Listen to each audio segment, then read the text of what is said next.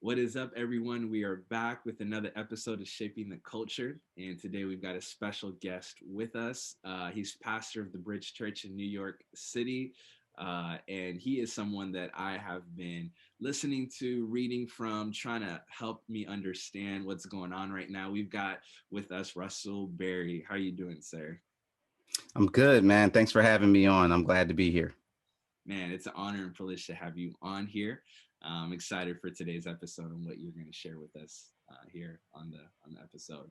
Um, First of all, 2020 has been a ridiculous year. It's been a crazy year. Uh, Hmm.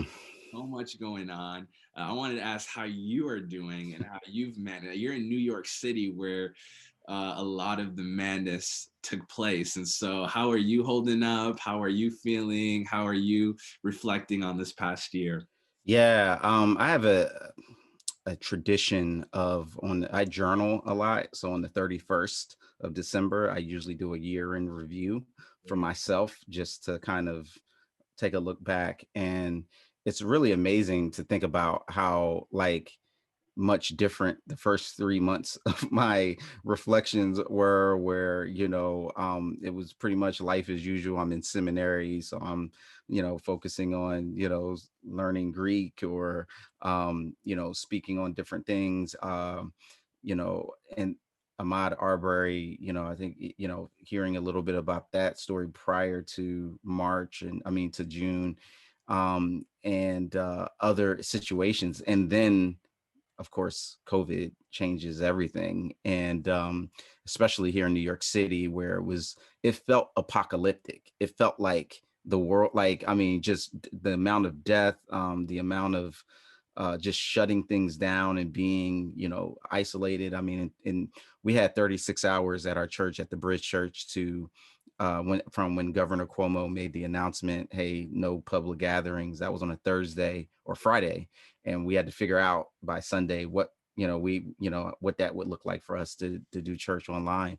And fortunately, we were able to pivot in that way. But in the meantime, yeah, as I think about 2020, I think about the fact that we were resilient, but there was a lot of loss this year too. And I think so. I've been thinking a lot about the Beatitudes, when Jesus says, "Blessed are they who mourn, for they shall be comforted."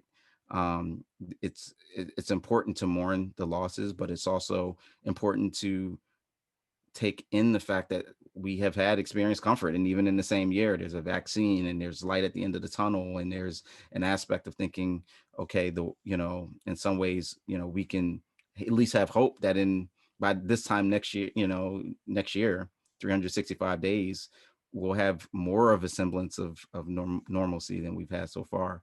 But yeah, so personally, just trying to live in this new reality, and doing a lot of Zoom and a lot of meetings that way. But it's been good. Yeah. That's awesome. That's awesome. What a great way to put it. You touched on the things that happened around Ahmad Arbery, and Hmm. yeah, that was tragic. And then you move on in the year, and you see what happened with Breonna Taylor, Yeah. Floyd, and I'm from Minnesota, so that hit per Yeah. that hit home. And Oh, I mean, I think George Floyd's murder was, I mean, it was obviously the flashpoint for a lot of us. I know for me, even personally, watching that video, it was traumatic in a way that no other videos that I had seen. Where I don't usually make a habit of watching it, I did not think I was about to watch a death on the video when I was watching it. I thought it, I didn't expect that. And the George Floyd, that was really, even for our church, we ended up organizing a protest, and that 5,000 people ended up coming to over 100 churches, and these are all, what you would call, Orthodox, even evangelical churches. And it was definitely a powerful moment in the midst of a pandemic, and wearing masks, and trying to be as conscious as you can in the midst of that. So yeah, it was a pretty intense time. So I can only imagine what that was like for you. I mean, what was that like, in Minnesota in May and in June, from your standpoint?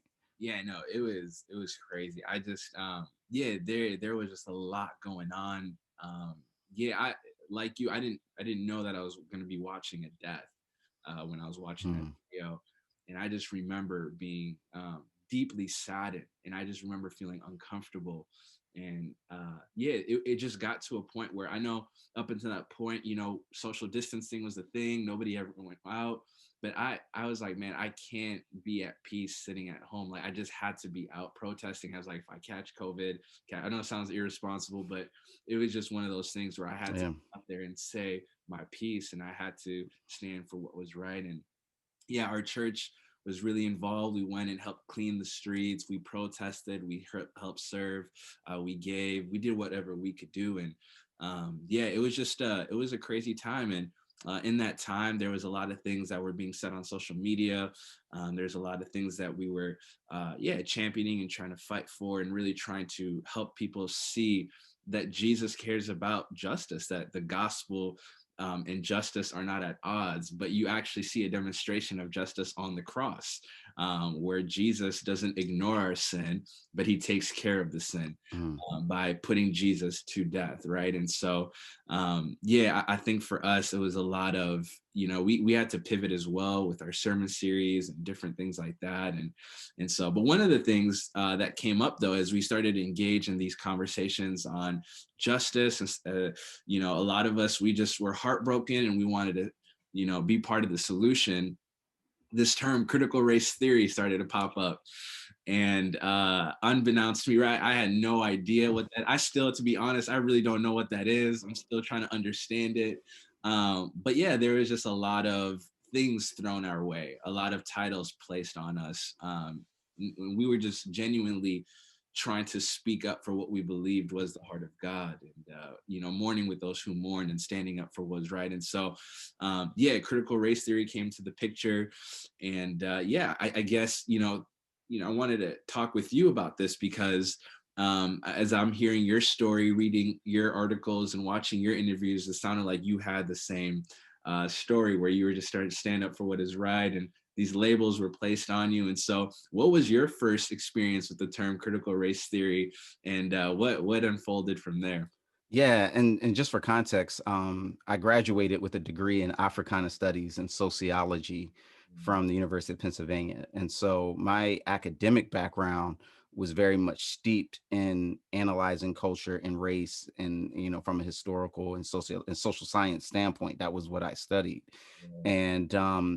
And so I was exposed to a lot of different thought patterns and perspectives, reading from everyone from W.E.B. Du Bois to Cornel West to, engaging with ideas of Afrocentrism and Malefe Asante and just a whole host of things. Right. And so, was pretty grounded in a perspective on, some of these important conversations, and really re-engaged many of those things in the wake of, the kind of current movement that really, I would say, kind of was launched through Trayvon Martin's death, and then later Michael Brown and Ferguson and all that. So what I began to notice in some of my posts, where I would try to make an appeal for that, hey, this God has something to say about justice, because it's true. It's just in the Bible, that some of the replies or the comment section would accuse me of being a critical race theorist. And I was kind of like,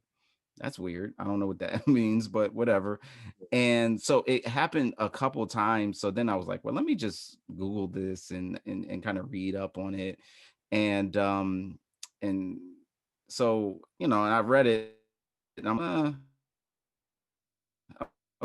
just applying biblical principles, but whatever. And then it started to happen enough that I decided, you know what, I'm tired of responding in piecemeal fashion to these different posts that come up. Let me do a deep dive Yeah. and then write something so that I don't have to explain this anymore. So my idea was I'll write something, and it ended up being, it got longer and longer as I wanted to give as much historical perspective on the nature of conversations about ideology, and to a point where it's like 8 pages. And so I don't even call it an article, I call it an essay. And I thought no one was going to read it. I thought it was just going to be something. I just put it out on my own platform and was just like, all right, boom. Yeah. And it was, unbeknownst to me, it was happening at a time where a whole lot of people, that conversation was just getting started. And so from there, people began to engage with it, and I began to get, asked to speak about it more. Ended up on the Unbelievable podcast with Justin Brierly and Neil Shenvi. Yeah. And then from that, wrote a follow up from my experiences processing this whole situation, called Uncritical Race Theory, which I feel like is kind of the underlying issue at all when it comes to this. So that's kind of been my experience with it. It's been a interesting and somewhat um unprovoked in conversation to be engage in, but here we are. So We yeah. are. Yeah, for sure. That's awesome. So from your studies, I mean, you Yeah. really dove deep into this. You started reading up, writing Right. an essay on everything. What did you find? Like, how would, Yeah. in your terms, like what would you say critical race theory is? Yeah. So I'll just start off by just reading from, I think, a pretty reliable source, from Introduction to Critical Race Theory by Richard Delgado and Gene Stefanchik, who they're both considered leading scholars in this field. And it's important to note, by the way, that historically, most would say that Derek Bell, who's a legal scholar, and started, even in this book, Introduction to Critical Race Theory, they credit him as kind of being the father of critical race theory. He and other scholars began using the phrase in the 1970s, really as a takeoff on critical legal theory. And that's important because it was really a branch of legal scholarship that essentially challenged the current notion of judicial neutrality. This was what was happening. So Bell was a NAACP legal activist who was one of those cadre of legal activists who were trying to live out and play out Brown versus Board of Education and other major civil rights acts. And what he found was that, there was still 20 years later, Brown versus Board happens in 1954. 20 years later, they're still fighting an uphill battle. And it's like, well, wait a minute. I thought that once we won the legal, these major legal decisions, that would be enough. And it wasn't. And Yeah. so he started to realize that, okay, this is the paradigm shift. Mm, The prior mentality was that the American legal system as a whole, and just laws in general, were usually neutral, but there were these occasional instances of explicit racially charged laws that needed to be challenged and then, changed yeah. for there to be freedom. And once those things happen, boom, you're done. So like maybe out of 100, if we look at 100 laws, maybe there's 4 or 10 or 15 that are racist, and then that's what we challenge and then move those away. Yeah. But the very uh, stubbornness of the intransigence of the system, specifically. So Brown versus Board, he's in Boston at the time. He takes up a job as a teaching position in the Harvard legal department, legal studies. And the people Boston was one of the most violent places where people resisted busing. Busing was the kind of practical policy solution to ending segregation in schools, Yeah. right? So you can't separate busing from Brown versus Board of Education. It's essentially the practical application of it. There was also he was coming across Black families that were like, I don't want my kids to be bused because I see all these white parents and families who are violently attacking the buses, the bus drivers, and all this. And it just caused them to really think about it differently and go, maybe it's not just a law here and there. Mm, Maybe it's a actual systemic issue in the way certain things are framed that we need to kind of challenge, and look at it differently. And yeah. so from that, there kind of emerged several tenets of what would become critical race theory from a legal studies perspective. Yeah.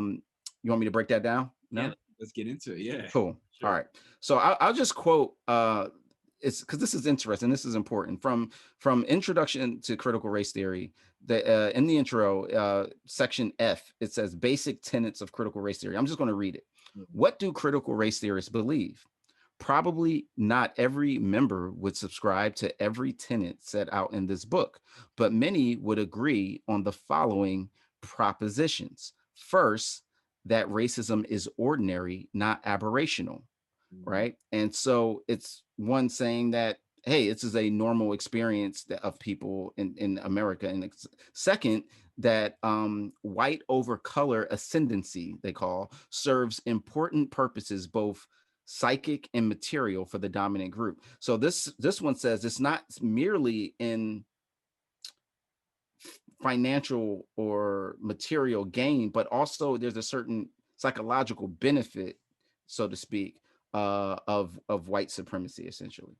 Yeah. Third, that race and races are products of social thought and relationships. So this is the whole idea that race is a social construct, that it's not real in the sense that there's such a thing called race objectively, but that it is been constructed to create benefits for some and disadvantages for others. The very nature of race, which makes it different than ethnicity or culture, which are really based in heritage and other things.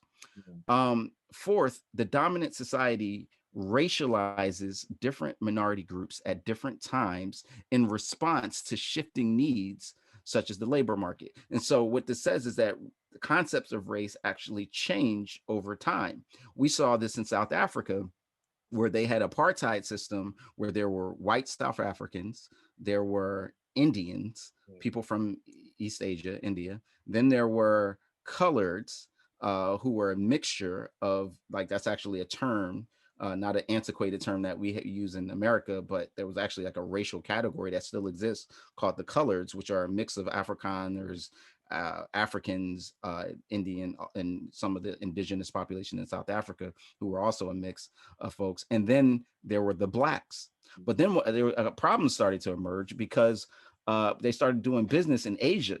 And so they started having Japanese people live in South Africa, and they didn't fit in the construct. And so they literally made them honorary white people. Wow. Like, that was their title, Yeah. because it just had to fit into a new construct. So that's the nature of that point, that it shifts and changes over time. And fifth, intersectionality, is an important concept that says, essentially, that there are multiple layers of identity that impinge and impact the way that people experience race. So Black women experience the concept of race and racism differently than Black men, or Latino women, Latino men, other kind of categories as well.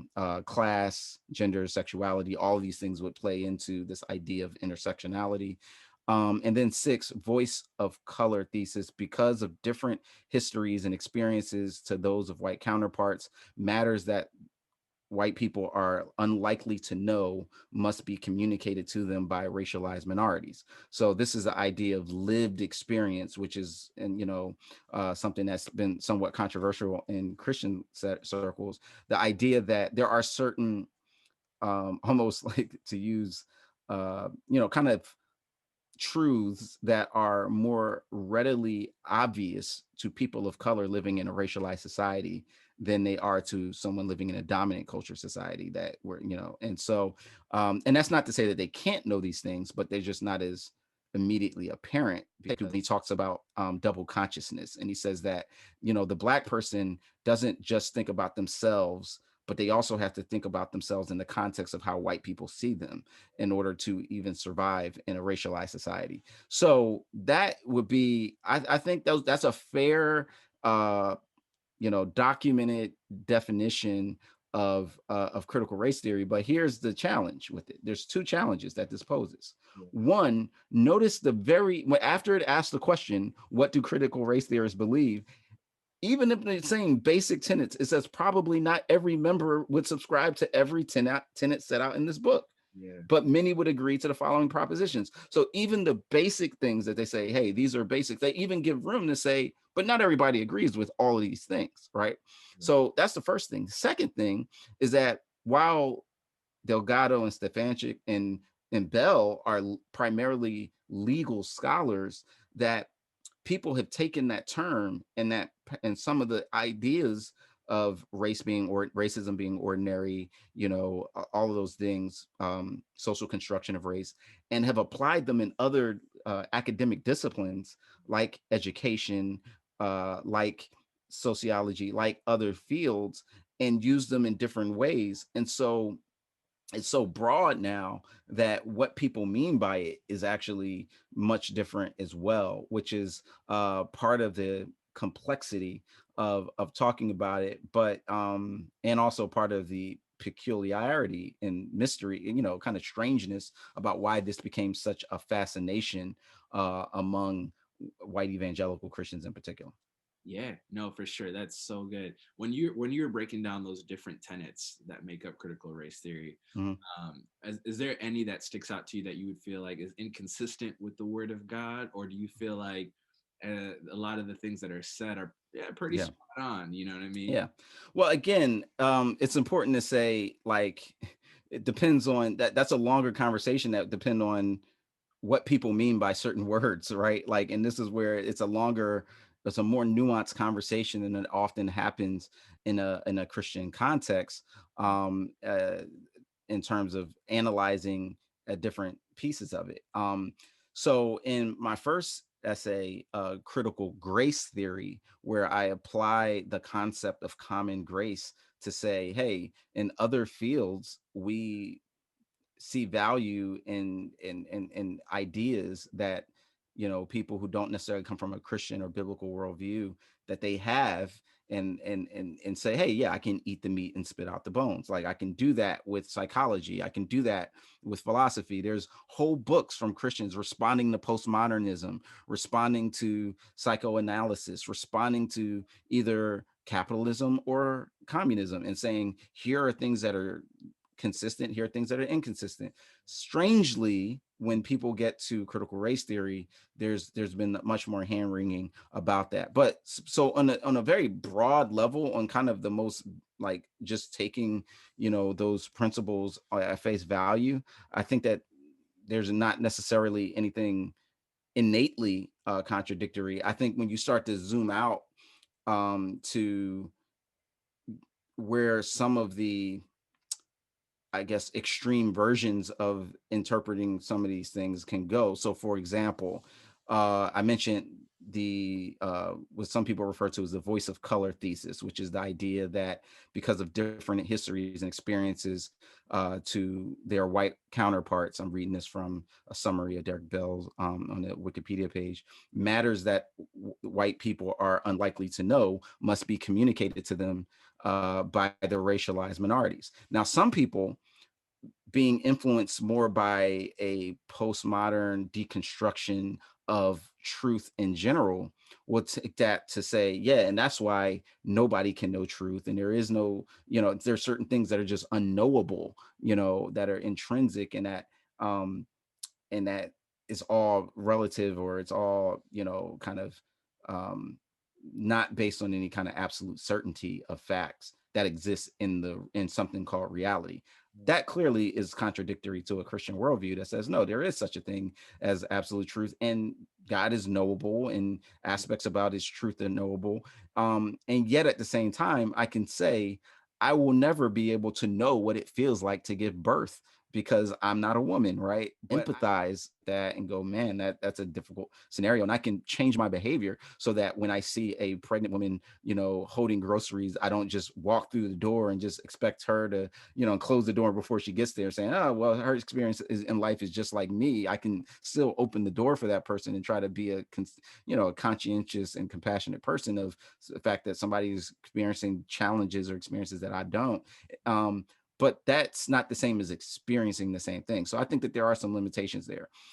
In the space of intersectionality, which is probably the other aspect of controversy, because there are some who, many in fields that we would classify in the social sciences, that would also essentially say that homophobia, as they define it, which would basically be anything less than a complete celebration and embrace of LGBT identity and expression of said identity, is part of the problem of a kind of um, racial struggle. Like there's some that would feel that way, and so that from that standpoint, a Orthodox Christian historical definition or understanding of what one should do with oneself or how one should see themselves would be contradictory to that. Now, again, that's not all critical race theorists. That's I can't even put a number on what a percentage that would be because it's such a broad field. But that would be something where I would say, as a someone who holds to an Orthodox historical Christian worldview, that um, I would disagree with. But in the same way, and I can still recognize the truth of the fact that there, and I think we have to recognize the truth of the fact that there are aspects of struggle that the LGBT community have uniquely faced, of oppression, of persecution, of violence, and we should speak out against those things. And there's a way that we can do that and still hold to a historic Christian tradition as it relates to sexual ethics or behavior, in the same way that I would can support someone who doesn't hold that view as it relates to abstinence before marriage. Like, we do this all the time in the public sphere, and yet those are kind of the hot button topics that cause a lot of concern and angst about what uh, accepting or resonating with different ideas of critical race theory means um, for Christians. Yeah, for sure. No, that's so good. And you've said this in interviews, you said this in some of the essays that you've written, but you see the value of some of the tenets, but you're still holding on to your core beliefs. You're not throwing the Bible away here. You're not dismissing Right. what God calls to be true. And so one of the things that you said is, the history of America is, we're more fascinated with critiquing, yeah, the call against, racism rather than racism itself. This idea that we would rather sit and debate. I mean, we could have spent more time talking about the issues that are plaguing our Black and brown brothers and sisters, but we're having this conversation instead. Yeah. You know what I'm saying? And so, I think the issue is a little bit deeper here. And so I wanted to get your take on Yeah. it. What do you think the distraction is? Like, why do you think we're having this conversation instead of the conversation that actually does need to take place? Yeah, I'm so glad you asked that because and for your listener, I mean, we have to just deal with and address and define what is critical race theory and do that just to help people understand it. Yeah. But the reality is that essentially it's a red herring. It's a non-issue issue that has kind of been created, and that follows. So I was trying to understand this, and so I went after the critical race theory article, and I was like, let me understand what were the arguments Mm. about other social issues that faced Christians of their day. So I went back to the Civil War, and I read Mark Noll's book, Civil War as a Theological Crisis. And in the book, he explains the uh, pro-slavery Christian argument and abolitionist Christians, right? And what he, kind of found was that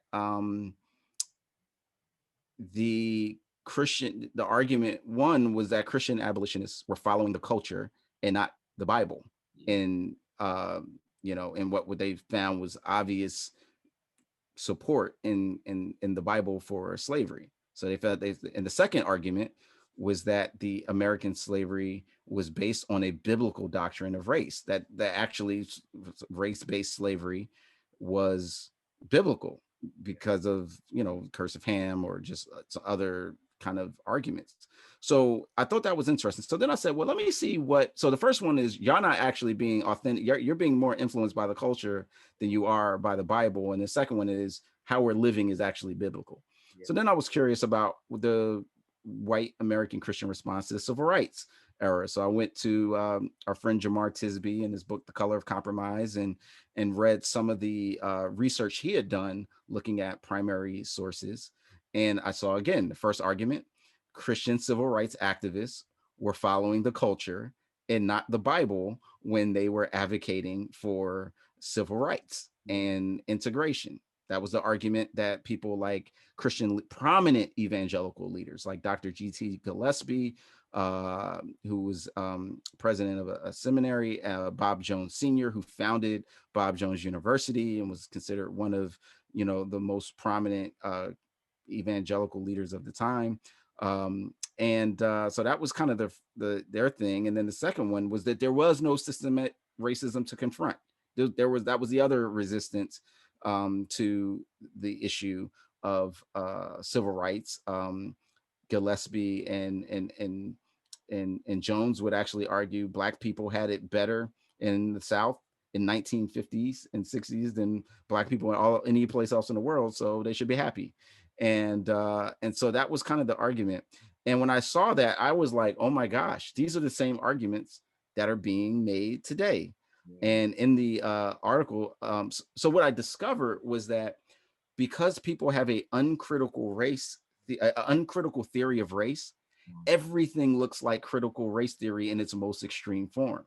That the reason why we're talking about critical race theory, the reason why, especially in white evangelical spaces, is such a big deal, is because, like Bob Jones Sr., like Gillespie, like the uh, pro-slavery arguments in the past, they felt like there was no problem here to confront, and that the Christians who were saying that there was a problem were being more shaped by Marxism and communism. Literally, that was the arguments that Jones and Gillespie was making. Than they were the Bible.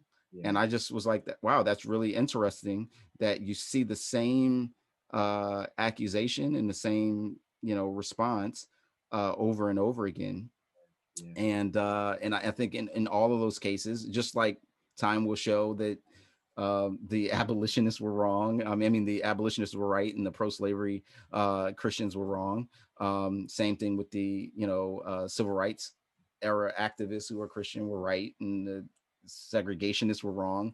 That in the same way, we'll see the same thing with this current move of justice, of social justice, and its emphasis that some are considering to be so terrible, but actually are very consistent with the scriptures. Yeah, no, that's good. I love it. It's so crazy because history does repeat itself, and you see the same debates happening. You see the same pushback. One of my questions I wanted to ask you was, as we engage in these conversations, how do we break the cycle? Because as you just mentioned, it's literally the same accusations, the same things that are being said, the same responses, and it kind of makes you wonder: did we really come as far as we think we did? Hmm. And I think this even speaks to how systemic racism works, right? It's nowadays it's a lot more subtle, but it's still in there, and a lot of the ideologies that were had then are still had today, or Yeah. people still have. Yeah. And so, yeah, how far did we really come, and how do we break this cycle?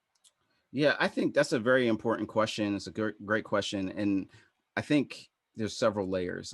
One, there's a statement.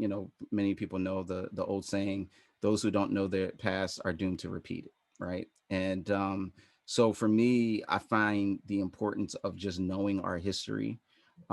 So of your faith tradition, like at the story of the past, like the church that you're a part of, or the move that you're a part of. One of the biggest challenges that makes this hard in evangelicalism, and by the way, when I say evangelicalism, because there's a lot of what does that mean in 2020, 2021? What I mean is um, a historic tradition starting back to from about like at least the Moravians and John Wesley in the 18th century that saw value in building a movement of collaboration and support among Christians that were trans denominational and that were supportive of each other in spite of those things.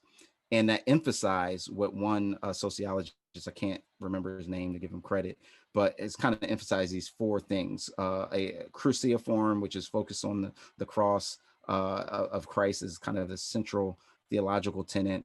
Um, likes to share their faith, evangelistic, um, also focused on having a high view of Scripture as Bible is God's word, and then invested in social action. These are four of the tenets of what are considered evangelicalism, lowercase e evangelicalism, not capital E evangelical, as in kind of a certain social political movement of Christians that you could kind of has a smaller slice of that. But in any case, so one of the problems with us in America is that we don't tend to see ourselves historically, because we're birthed out of a young nation that saw itself as kind of uh, being new and fresh. So, when you go to Europe, you see buildings that are 1,000 years old. You go to Africa and you hear stories and traditions that go back millennia, or Asia, same thing. And in the American Western culture, there's this idea that like we just started stuff. And so it's a lot harder for us to think about ourselves in a cultural and a historical context. But I think that's important theologically, because it helps us to shave off our blind spots. If I don't know like why I do the things I do, then it's hard to even point back to, oh, this is where that comes from. Like an altar call. I used to just think this is what we do. Every Christian throughout time has always, at the end of church, if they wanted to invite people to come to Jesus, did an altar call where the preacher said, the doors of the church are open, come forward. And then you realize and you learn, like, oh no, that was innovation from the Great Awakening. And and again, not that it's wrong, it's just that it's helpful to know that, so I don't judge when I see my, Presbyterian brothers and sisters and they don't do that. And I'm like, well, what's wrong with y'all? Aren't y'all about having people come to Jesus like I am? And so there are these things that we are not even aware of ourselves to even know. And so I think being aware of ourselves is important. I think really going back and recognizing that race and racism is something that is baked into the fabric of American. I mean, our documents, our founding documents, like the Declaration of Independence, the Constitution, and not just those, but the Supreme Court decisions and the policies that happen over time. I mean, literally, I mean, we've even if you look at the starting line as the Civil Rights Act of 1964, right? Like, and I would say that there's still a whole lot that had to happen after that. But even still, even if I gave you that, Yeah. that's still what, 60 like years out of a whole history that starts from 1776 as a nation, and even before that from 1619, when you talk about the first Africans who were brought over as slaves, around that time, even before that. So that's a whole lot to kind of undo when you start to realize why there's inequality in every system. And we see this during COVID. Why is it that Black and brown people are dying at such high rates? Why is it that segregation is still such a prominent form of our housing situations? And all these things layer on each other. And when we see that, then we can start to realize, okay, no, people aren't just making this up. It has actually been a key part of things. And so when you're able to do that, then you're able to more faithfully interpret the scriptures and apply them in today's world. Yeah, that's so good. I love it. Much to be said there, but there's a question I definitely wanted to ask you, and I want Sure. before I forgot.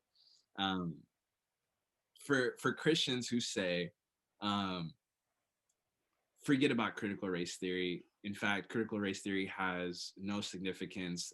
We only need the gospel. The gospel addresses sin. Gospel addresses Yeah. humanity. The gospel addresses our Yeah. issue. I want to know, like, what's your take on that? Because I don't, from what I understand from this conversation I'm having with you and things I've read from you, you're not saying critical race theory is the answer. It's the gospel. You're just saying this is helpful. This can help us shed light. This can help shed light on how we got here, what's going on. But for those who respond by saying that's secular, there's nothing good in there, or there is some good in there, but that's okay, we're going to leave that right there. What would you say to that? Because it is, I mean, that is a lot of the response I see. Yeah. Yeah. Right up. And yeah, and this is one of the things that I discovered, especially that was helpful and looking at civil war as a theological crisis. Yeah. Is that because one of the things that was fascinating about the book is he basically concludes, and I never thought about it this way before, but a fundamental shift happened in American culture because ultimately both sides were arguing that the Bible tells me that this is the right thing to do.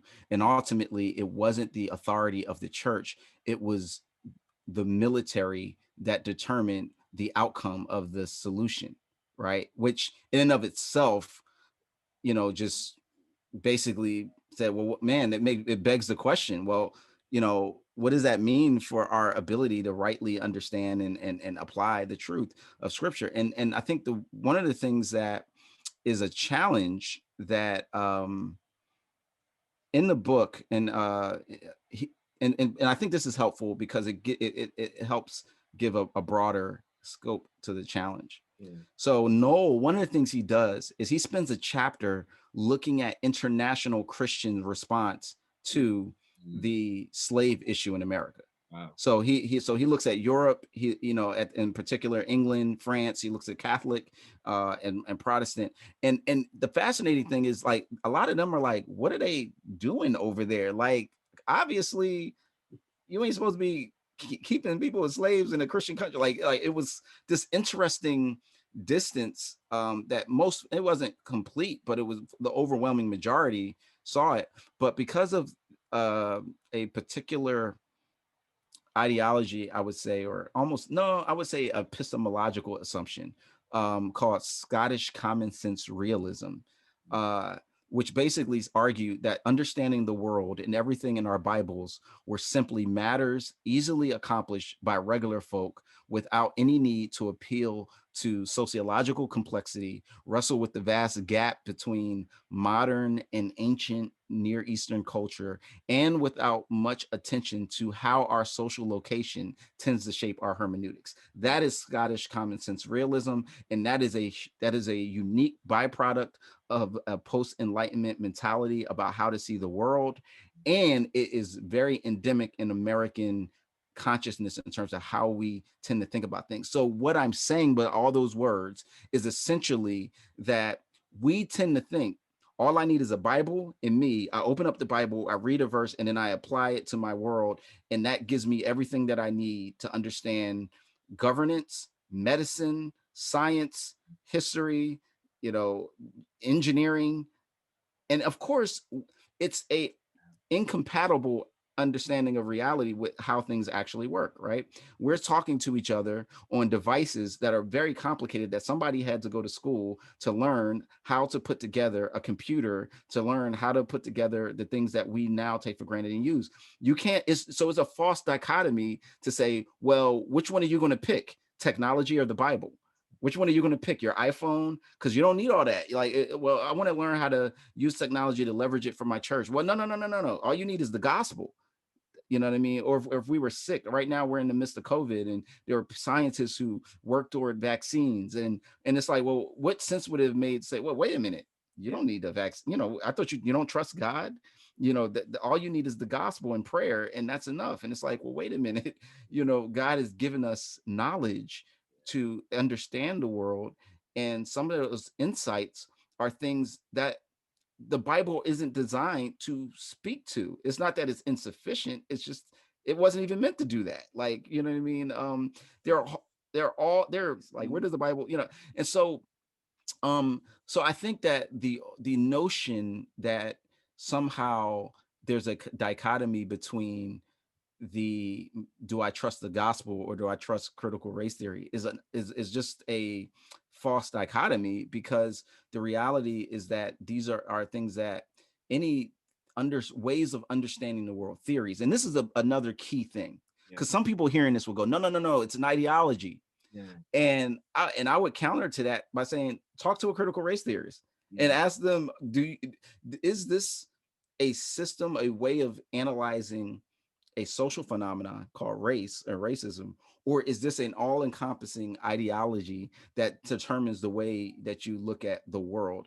Mm. Almost nobody that I know Yeah. would say no. Critical race theory is my epistemology for understanding reality. Now, what some people would say is that, well, it borrows upon or it leans on certain postmodern or anti or deconstructionist sentiments or Marxist understandings, and that is itself a philosophy. And I go, it depends on the person, Yeah.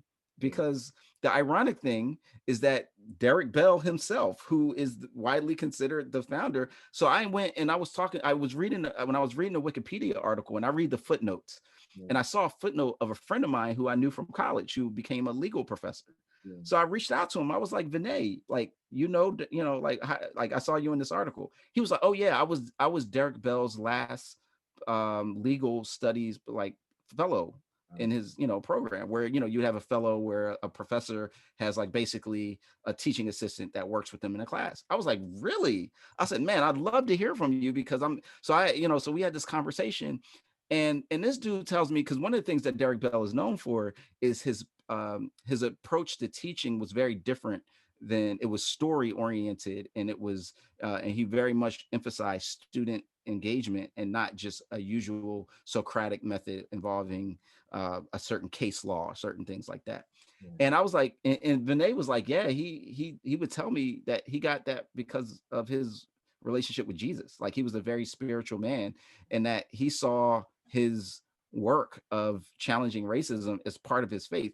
I was like, get out of here. And he was like, yeah. So then I started doing some digging. He's like, I think he wrote a book about his faith. This dude has a book, Derek Bell, the late Derek Bell, about gospel choirs and his faith, and how the gospel relates to liberation. So I just thought it was ironic that the very person who's considered the founder of critical race theory was someone who was a committed Christian, who saw their own outworking of their work as a expression of their faith. And my man Vinay said specifically, and this guy is not a Christian, Vinay, who is my friend. He says, yeah, he was impacted by a revolutionary, but it was Jesus Christ, not Karl Marx. Wow. So good.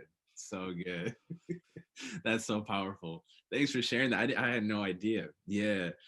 That's awesome. That's awesome. So, I mean, we could stay here all day and have, I mean, as you said a lot of great things, and I wish I had time to pick at everything you said, but we won't do that to you. I have just a couple more questions Sure. before we wrap this up. The first is, what would be your challenge to those that are so quick to write off critical race theory? Like, as you Mhm. yeah, think through all of the things that you've thought through as you're reading and Right. studying, having these conversations. If you had a silver bullet, if there was just one shot at saying what you wanted to say to challenge those who oppose or think critical race theory has no significance or importance in this conversation, what would you say?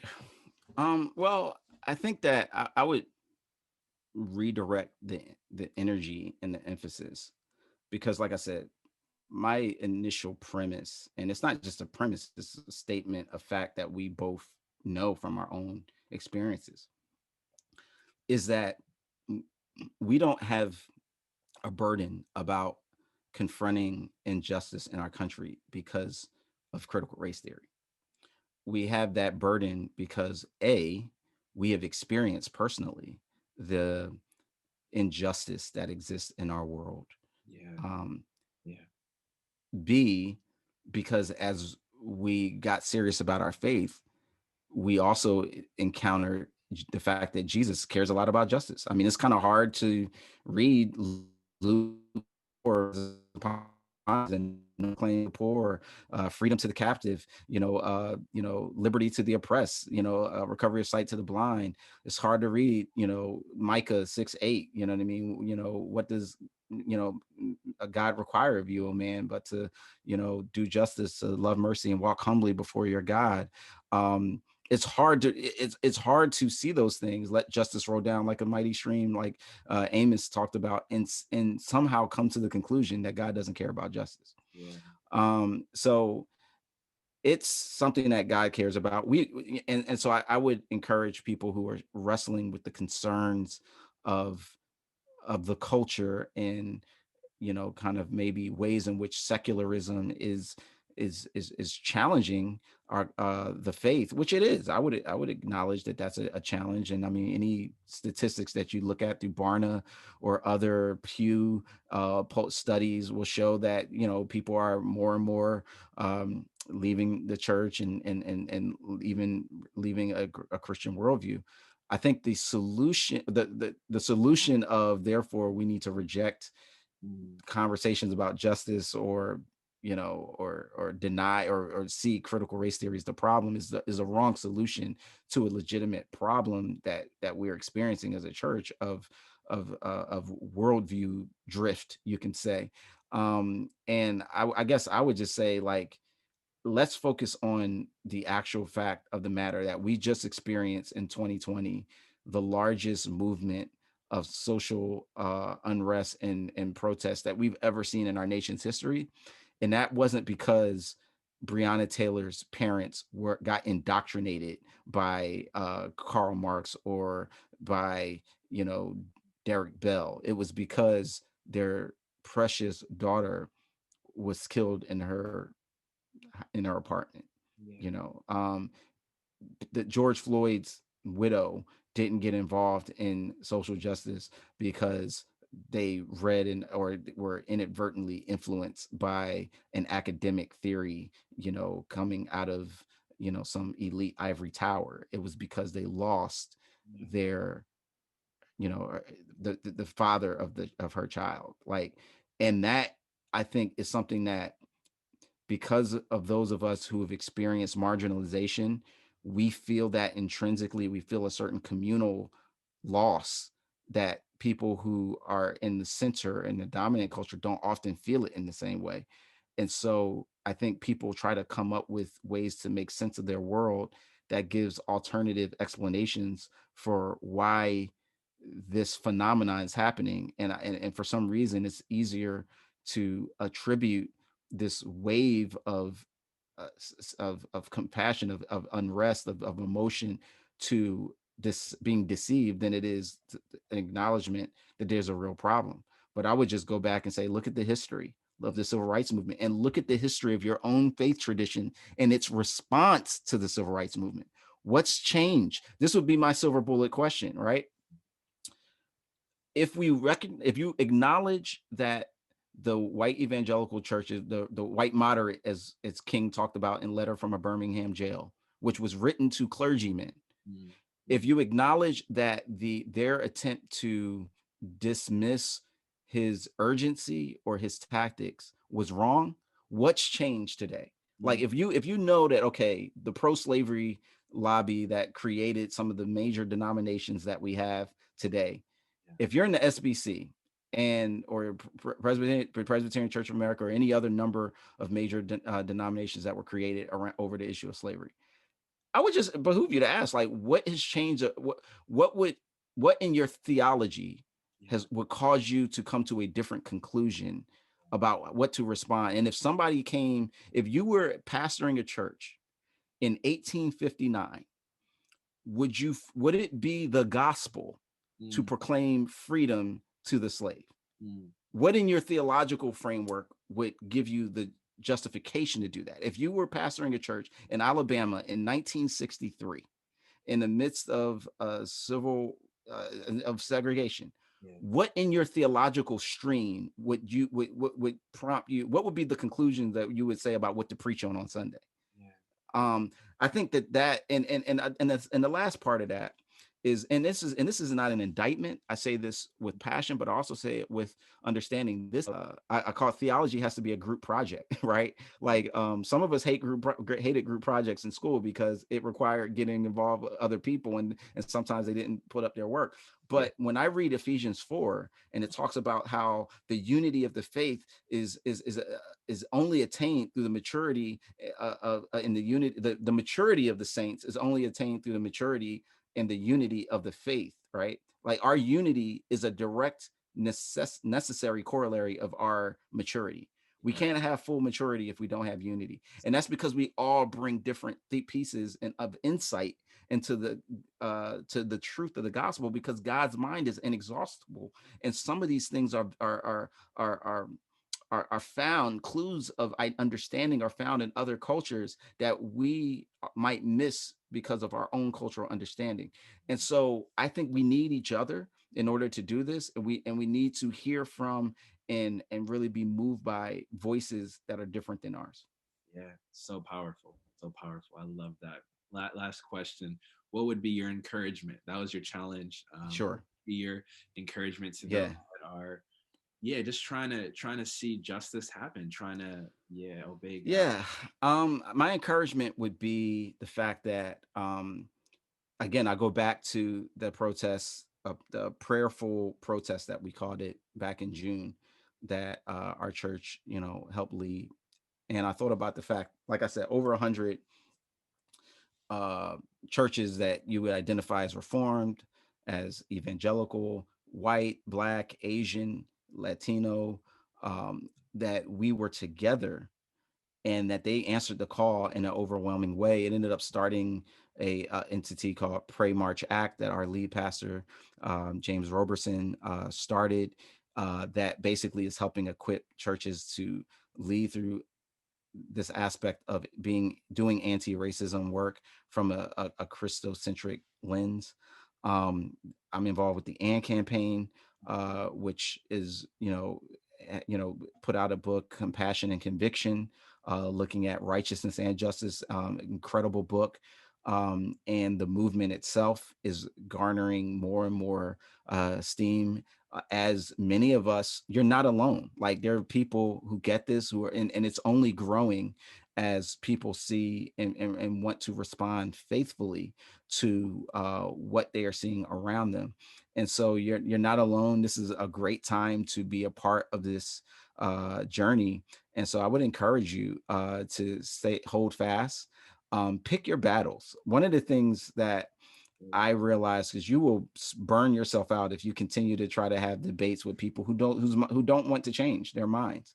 And so you share with them some different resources and you keep it moving, and you just try to really focus on developing yourself in the midst of that. And one last part of that, I was able to participate in a documentary, an international documentary, back when we could travel all over, in 2019, called In Pursuit of Jesus. You can check it out on my website, rasoolberry.com, and it's on YouTube as well.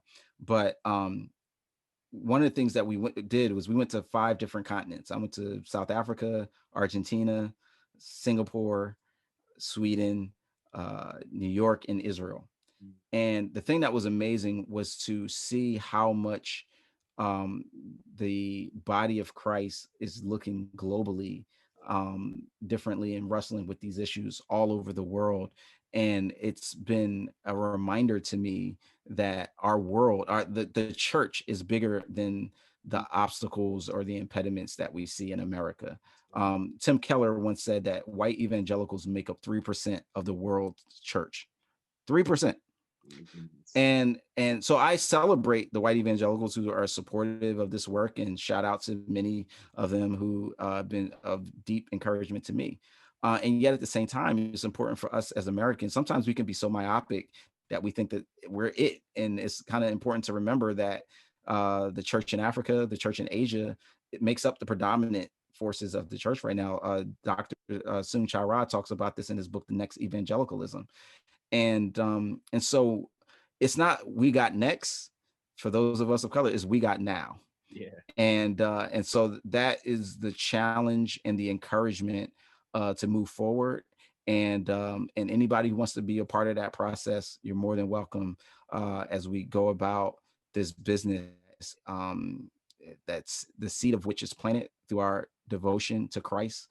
Individually, I love sharing my faith with people, and the fruit of it is born out as we proclaim a kingdom that also reflects God being a sovereign, who is the Prince of Priests, whose government has no end, as as we talk about in Isaiah. And so all of those things are true. It's the complexity and the richness of which is hard for us to grasp, but that's why we need each other to help hold it up, the glory. That's so good. Powerful. Yeah, love it. Well, thank you, Russell Berry, for joining us on Shaping the Culture. I'm edified by this conversation. Thank you for your insight. Thank you for your dedication to learning and growing and offering yourself up to be part of the solution. So glad to have you on. Until next time, family, peace and grace.